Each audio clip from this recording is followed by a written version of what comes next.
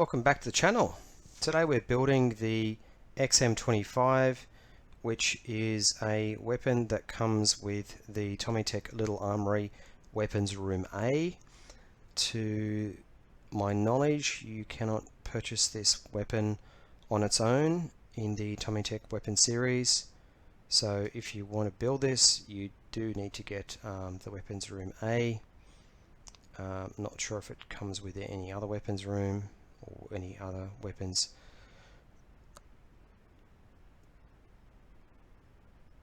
Any other weapon set. So this is a fairly basic build. Within the Weapons Room A box, you don't actually get any instructions to build this, but it is fairly simple. You've really only got a couple of parts here, so it's not that difficult to build without a set of instructions. As with most of the builds that I've done with TomyTec Little Armory, you can build most of these without following the instructions in my view, but hey, it's always good to have those instructions so you don't make mistakes with some of those builds that have more parts. Now just check before you actually fit the pieces to the weapon that you've removed all of the excess that you want to remove. You will see, as you'll see later in this video, I didn't do that with the end piece, and then I've had to sort of do some trimming once it was on the model and glued, so not ideal. As always, do check your fit before you start gluing. Much easier if you've missed pieces to remove that shouldn't be there. It's easier to do that before you've put the glue on. If you start putting glue on and you realize that you need to remove some bits of it, then it's going to get messy. So I'm just checking the fit there before I apply the glue, and I probably should have realized at this stage that there was some additional excess that I should have removed from that front piece, and the front bit goes on fine. Now the XM25, I hadn't heard of this before I did this build, did a bit of research. So this was field trialed by the US military 2010 to 2013 in Afghanistan, and ultimately they decided no, wasn't for them, and they cancelled the contract with Heckler & Koch in 2017. This is a semi-automatic programmable grenade launcher, and the way it works is that you can set it to detonate 3 meters after or 3 meters prior to your target, so that you could get that airburst effect, or basically detonate within buildings and so forth. So has an effective range for point targets at 600 meters compared to M203 at 150 meters. With 32 rounds of ammunition, the system weighs in at 17 kilos, but for whatever reason the military decided they didn't like the trade-off with this weapon system and that amount of ammunition versus what they can carry with a M4 grenade launcher combination. I can understand that 32 rounds isn't a great amount.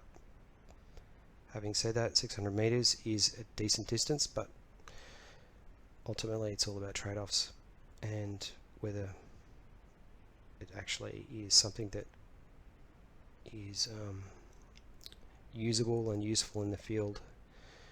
Obviously they decided that they didn't want to go with it. As far as I'm aware, not in use for anywhere else in the world, which is probably why most people, including myself, haven't heard about it until now.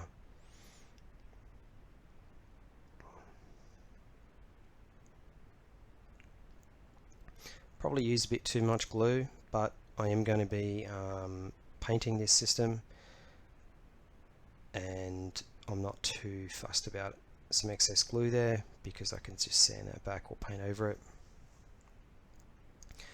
When I do paint this, I will be painting the main barrel of the system in Humbrol Metalcote Gun Metal. Now, good thing about Humbrol Metalcote is once it dries, you can lightly polish it with a cotton tip, and it comes up really good with that polished effect. So I'll probably be using that a bit more in my future builds. It just comes up with that nice polished effect. And then the rest of the system, I'll paint it with black and just use some gunmetal for the some highlights.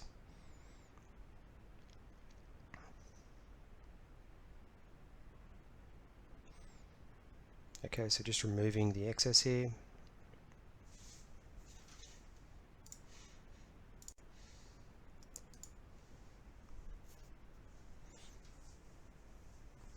Just wanting to make sure that that's all nice and smooth, so that once it's painted, it does come up and has that seamless look about it. My experience with TomyTec is that typically you don't get much excess. I'm just being extra fussy here because I just really want that that seamless look once it's all together.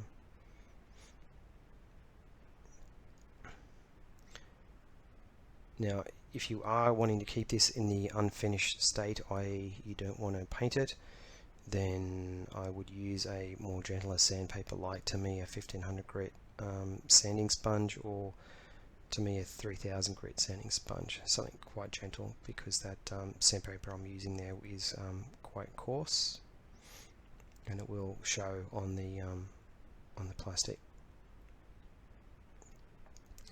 Okay, apologies about the focus there. It's focusing on my hand, not on the weapon. Just making sure that's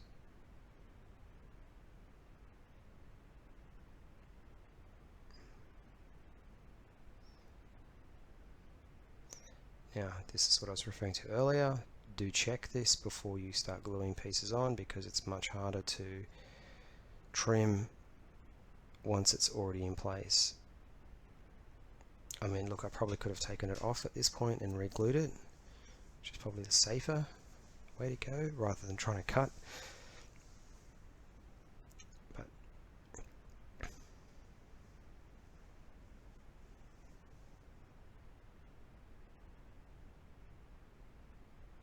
yeah, just making sure that that is done. A bit more sanding.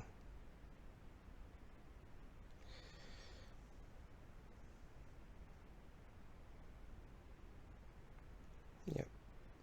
So not too many parts with this system. It's an easy build, and I like painting these TomyTec models rather than keeping them in their original unfinished status. And it just overall it completes the build and experience by painting it.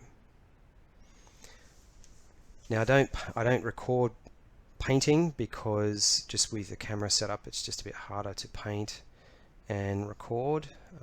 Maybe at some stage I'll figure out a way to do that, but in these videos just showing you the painting, the build and the painting after I've done it. So yeah, look, I hope you've enjoyed this build. It is a fairly simple build. It's an interesting weapon in terms of its design and capability. And yeah, it came with a set, the weapons room set, which I will do a video on shortly. And yeah, I would recommend this, but obviously you need to get the weapons room to get it. So thanks for watching, and I hope you found this useful, entertaining, and I look forward to doing more of these for you. And here is the system in real life, and here's the system in the arms, in the hands of our model.